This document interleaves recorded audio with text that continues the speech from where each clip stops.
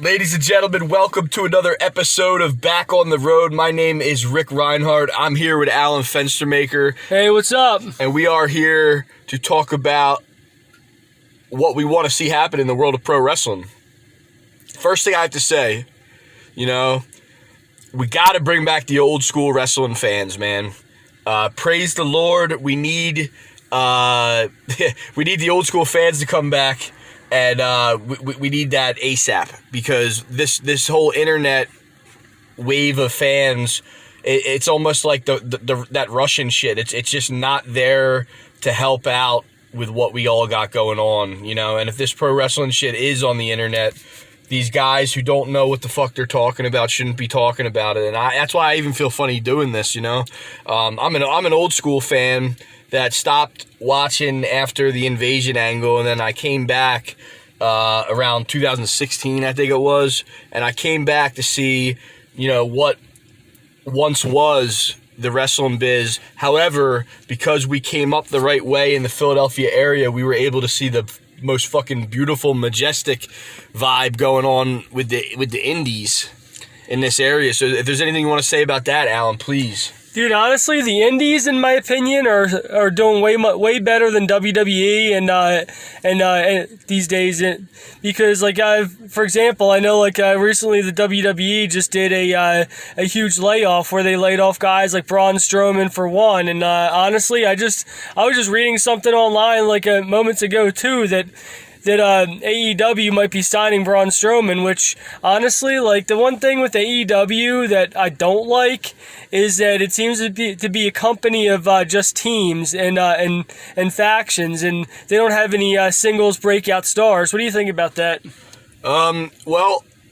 There's a lot to say about that. So with AEW right now, AEW is approaching the time period where they could cause a paradigm shift in the world of pro wrestling, and that's what Eric Bischoff was talking about in a recent podcast. And I think that there's something to that because it seems like WWE is really, really pissing off the fans by doing what they're doing. Actually, earlier today, too, I was, on a side note, I was watching some old wrestling stuff on YouTube, and I don't know if you remember seeing the ECW One Night Stand in WWE where it featured Rob Van Dam versus John Cena for the WWE title, and it was kind of crazy, too, in that show, Heyman went off on Bischoff, and it's pretty nuts. Yeah, the best times I've ever heard Eric Bischoff get burned was in an ECW ring. So that's funny. But so I have to say this about Bischoff. So, Mr. 90s Whiz Kid, if you're out there listening, really, the thing that I really liked about Eric Bischoff was that he did help cause that paradigm shift in pro wrestling, and that needed to happen because I was watching before all that in 95, and it was just so bad I had to stop watching. So Bischoff came along at the right time to do something, and he's talking about how Cody could be coming along right on a similar course. And if WWE keeps fucking up the way they're doing, we might see that paradigm shift happen sooner or later. So, with all that being said, I'd like to start our own paradigm shift right here in the Philadelphia area, back to the Eye of the Tiger vibe, and bring back the old school wrestling fans in the Philadelphia area the way that it's supposed to be done so that all this can prosper. And I'd like to do it outside of the smartphones. Yeah, exactly. Yeah, bring back the old school. That's what it's all about. And actually, too, I remember seeing a few days ago something about the ECW arena possibly having a new owner. Yeah, I heard about that too, but it's all speculation to me at this point because I don't know exactly what's going on. But I was just thinking about the other day about how great of a place that really is. So. Yeah, totally. I know, it used to be a bingo hall, and then, ECW was there, and now it's, a venue where they have all kinds of entertainment stuff there. They got music, they got wrestling, boxing. Boxing, yeah, it's pretty wild. I was out there the other night. I was giving out some records and shit like that, and we had a good-ass time down there, man. It's a great place. Also the Mummers, too. Don't forget the Mummers. Yeah, exactly, yeah. Mummers was out of there, and I think that's kind of why you had some of these really cool gimmicks back in the day down there, with, the full-blooded Italians and, what was his name, man? The Broad Street Bully. Yeah. Yeah.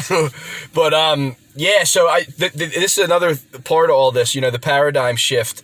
I think that what could be a really good thing for pro wrestling is to fix the presentation of what they've been doing, get out of the PG era.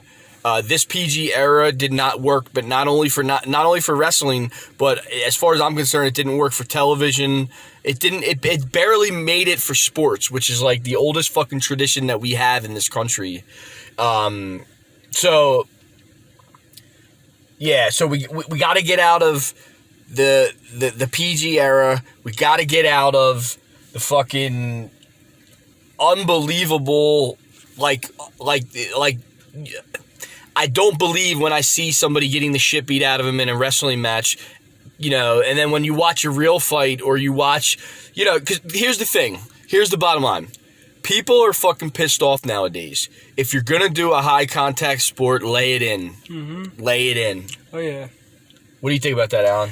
I think so, too, yeah, because, it seems like wrestling has gotten, too PG, where people are too worried about what they're saying and all too. Promos are becoming too the promos predictable. Are terrible, man. Yeah, honestly, I think wrestling was at its best, in the Attitude Era, and also I'd even say when ECW was around, because nothing beats ECW. Paul Heyman is a true visionary in the wrestling business, and honestly, if Paul Heyman could just start up his own promotion again, kind of like ECW, and do the same thing he did back then, I guarantee that he would change the shape of wrestling. In fact, I still remember not that long ago too, when Evolve was at the arena, Paul Heyman got in the ring and was talking about the wrestling business evolving. Right, exactly.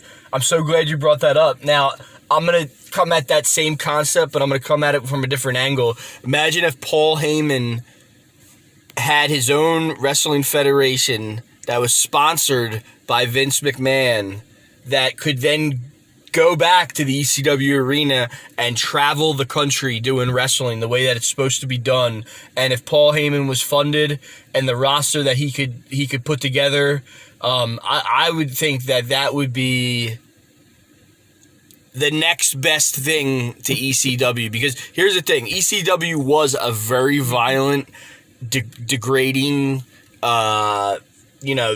fucking, borderline fucking whorish fucking, organization. Yeah.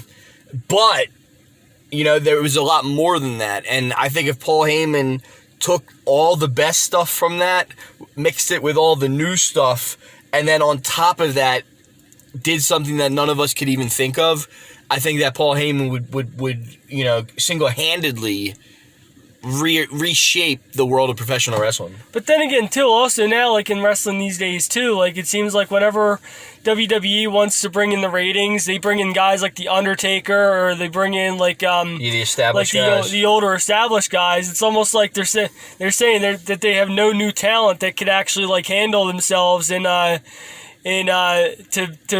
bring in the fans and to create new stuff. They got to always bring in the older guys to. And this is why I have to say this for the guys at WWE, and this is not. I'm not saying this out of a disrespectful thing, but it really seemed like what they've tried to do with their training center and training these guys, how they've trained them, is an epic fail. Yeah. And I have to say that because if they just keep going with it, it's just going to keep getting crappier. So learn from your mistakes, guys, please. That's why I like the indies these days, anyways, because the indies, there's a lot of great talent on the roster there, and WWE, if they're smart, they should start looking at some of these rosters, like SWF. They should start looking at some guys like Jimmy Controversy, for example. Yeah, and Classic Championship Wrestling, they got a great roster out there. Yeah, you got the Pony Express. Yeah. And you got Mr. Ping, yeah. Rob Noxious, and the Cool Cat Chris Banks, Bro Keller. Oh, man. Yeah. You got a whole awesome roster where WWE... Mal Havoc. Yeah, Mal Havoc. Or you could easily pick... Yeah, in fact, even still, one thing I'd like to see happen is CCW versus SWF. That would be an epic show. Yeah, that'd be cool. And here's the other thing too. All right, so this is where I don't have the answer for, but it's something I have to bring up. When we go to them icon shows and we see guys like, the franchise Shane Douglas or, Sandman or Tommy Dreamer or, even some of the other guys like we saw Road Warrior Animal before he passed, Scott Hall. We saw Harley race before he passed. Yeah. With some of these guys, when you come to icons, you're there and you're getting your fucking money's worth because you're getting to really see the real cats. Mm-hmm. Now, this is where I think all that kind of changed was when the promoters, in this case Vince McMahon, had complete control and power over the industry, but what the fans loved was the fact that these crazy ass motherfuckers that we've never seen anything like that before through the celebrity lens of pro wrestling were able to go out there and do what it is that, everybody wants to do. That's what made that shit so special. It was the talent. Mm-hmm. So I think that all changed like sometime maybe a little after the Attitude Era or something like that. But whatever it is that Vince is doing to appease these corporate sponsors, this is not working for the fans, man. No. Mm-mm. Yes. And honestly, I kind of think it might have something to do with Vince getting old. And honestly, I don't even know how much longer Vince will be around for. And like when Vince goes, like the question will be like, what would happen with WWE? Whether Stephanie and Shane would take over, Triple H would take over, or what would happen? Yeah, Heyman maybe. Or Heyman. Honestly, dude, that would probably be the best bet, right? Yeah, because Heyman would easily turn things around.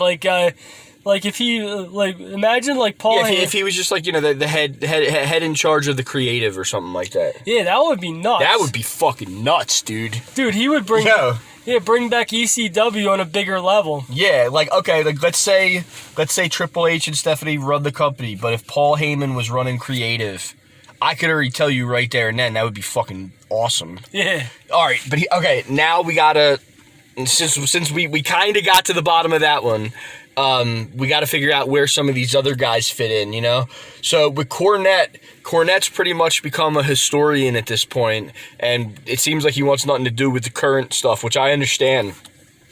So with him, he's got to get his own company together, if he feels this strongly about the state of pro wrestling, which I feel this strongly about the state of pro wrestling, but, Cornette's more knowledgeable than I am. So, Cornette, if you're out there listening, man, you gotta do what you gotta do, man. It's not about if you got the energy or not to do it, but you see the current state, man, and we need an alternative to it. So, now with Bischoff, see, all the players are coming out here, man. All these guys, they've been doing it now a while on YouTube where it's now starting to get that vortex going like we used to have back in the day with, cable. With Bischoff, where do you see him in all this, Alan? I know Bischoff can be kind of considered a revolutionary. Like he did a lot of stuff for WCW. Yeah, and paid off. Yeah, he did a lot of controversial stuff. Like he had some spots with the NWO and all. And so got to give the devil his due right there. Even though like in a way like he kind of Bischoff kind of sucks in a way too. And like what would he not like about him? I don't know. He's like the way you fire people and shit? Kind of like that. But I know the one thing about Bischoff, I remember hearing the story about Steve Austin and all, like how Bischoff told Stone Cold he would never be anything more than a mid-carder, and he even fired him over the phone and all from WCW. Yeah. Which is kind of cool too, because when Bischoff came to WWE, and both him and Austin were co-general managers together. Yeah. And then they had their match together. It was almost like they were kind of doing a play off of that whole thing in WCW with them too. Yeah. Here's another thing too. So if we're in the PG era, we're also in the YouTube era. And I think with the YouTube era, it's very interesting because you see some of the backstage stuff that is talked about in the open. I think personally for the business, I think that people are going to eventually have to stop doing that because the thing that the fans love most is when people are in there and really, wrestling and fighting and shit like that. So, the whole YouTube era, it was cool, but I think what they should do to get out of that is book the heat, like book the Scott Steiner Hogan shit. I know it's like Hogan's not wrestling and shit like that, but it's still something you can make money off of. Mm-hmm. You know what I'm saying? Like who else? Like Cornette Russo. Yeah. That should have been booked fucking 15 years ago, and then this shit would have been way fucking over. Like you know I remember, what I mean? I remember I was talking when I was interviewing Justin Credible over at the arena. I remember he was telling me that he does a podcast with Vince Russo, which that's kind of cool. Like because you got Vince Russo with that had the history with WCW, and then you got an ECW guy, Justin Credible. You got the two of them working together on a podcast. Yeah, well, I'm going to feed Russo to Cornette on this one and just say that, how does it feel to have your fucking nuts chopped off by Jim Cornette? Dude, Jim Cornette is ripping everybody apart. And, He is, man. He's dominating the wrestling world. Yeah, he is. Now, here's the other thing, too, because, I mean, there are some interesting cats, man, like Raven. I love his shoot interviews. See, this is the thing, all right? All right, we're going to go deep for a second here, and we're going to get out of this, and we're going to wrap this up, all right? So, a cat like Raven's got the psychology, all right? And he's got some funny stories and shit like that. So now, let's shift now to... If the Montreal fucking screw job never fucking happened, Bret Hart would have had a 20-year run and made all the money in the fucking world. And he probably would have been in the spot where Triple H is right now. So let's set Bret Hart free. I would love to see Bret Hart once again, maybe even as a booker or as a fucking manager or a commentator or whatever the fuck it needs to happen so that Bret Hart can start kicking some fucking ass again. Yeah, no, Bret Hart, I could see him as a promoter, because with all the knowledge he has, the Hart family has a tremendous impact in the wrestling business. Yeah, tremendous. Yeah, tremendous. Yeah, like you can't even mention the wrestling business without even thinking about one of the members of the Hart Foundation. Exactly. And especially, too, like bringing the legacy around, too. You got the new Hart Foundation. Like, you got guys like Davey Boy Smith Jr., Brian Pillman Jr., and then, like... Teddy Hart. Yeah, Teddy Hart. It's unfortunate, like, the stuff that he's dealt with and all, too, with his legal problems and everything, but yeah, like, if he was able to get past his demons like that, I could see Teddy Hart, doing some great stuff, too. Yeah, he's a tremendous talent, man, and, so, I think we can wrap this up by just saying, look, Vince, if you're out there, look, the fans are calling. We need a change in presentation. That's one of the reasons why people are watching more AEW right now than what I'm seeing happen with WWE. And anybody who was an old school WWE fan, it's like, yeah, we're loyal. I'm more loyal to, like, the action figures. Like, let me just say this. Like, Vince, you've done a great fucking job with them action figures over the years where I still fucking collect them and still love them and treat them as if they are fucking the talent. So, with that being said, like, I just have to say, like, I would love to add on to the WWE universe when it comes to action figures. So I might start making action figures, and that might be my ticket to the next level of, you know, financial fucking success or something. Dude, like honestly, if you make action figures, you should go and make CCW action figures. Wow, that'd be cool. Like make a Rob Noxious, a Mr. Ping. Yeah. Or like or SWF, make a Rob Fury action figure, a Jimmy Controversy action figure. Oh, man, Jimmy C? Yeah. The honestly, program? Yeah, no, one match I would like to see, actually, would be Jimmy Controversy versus Stefan. Oh, man, that'd be good. Yeah. And then also a three-way dance match, Mr. Ping versus Rob Noxious versus Rob Fury. Oh, man. Yeah. So, what I'll say about that is you know, Jimmy Controversy's taken on some pretty big names, man. He's fought New Jack. He's fought the Sandman. As far as I'm concerned, Jimmy Controversy's over. And then, like, you said him versus who? Stefan Ramon? Yeah, that would be dope. Stefan Ramon is a pretty amazing talent and has done a lot of good tag work and has worked singles, and I see him as almost like an enforcer. He's like an Arn Anderson like type, but dressed in drag. Yeah, either that or see like the Pony Express go up against the Foundation. Oh man. Wait, no, you mean the program or go against the program? Yeah, that's what I mean. Well, see, here's what's going to be interesting, man, is what are they going to do with the program now that Trump and them are out? You know, because is that just going to stay in pro wrestling? Like that was Jimmy Controversy's moment to get over, and he got over, and now he's rolling like that, or is it like something that's just going to come and go? I don't know. It's going to happen. The best way to do it is just keep going to keep following SWF. They got 2 shows coming up on the July 17th, and then the following Saturday as well, the 24th. So, yeah, man. I like it when Rob Fury paints his face, man. It's kind of cool, man. Like as soon as I saw that, I was like, man, it's like it's funny. You almost called it when you're as a mistake, as a blooper in commentary, like when you Yeah, I remember I was listening to the commentary where you actually called Rob Fury Rob Noxious. And then that made you think about the dream booking match, right? Yeah, Rob Fury versus Rob Noxious. Oh, man. Damn, dude. That would be fucking awesome, man. Yeah, can you see that one? I can see it. Yep. I can see it. Well, that wraps up this episode of Back on the Road. And ladies and gentlemen, if you're out there and you got one thing from this whole podcast, let me drop it like this, man. The Rocky statue, you know, the old Spectrum, and bringing back the old school fans. Why? Because why the fuck not? Mm-hmm. Exactly, yeah. Why the fuck not?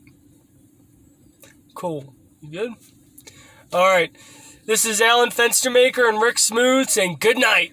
Rick Reinhardt. Peace. Rick Reinhardt.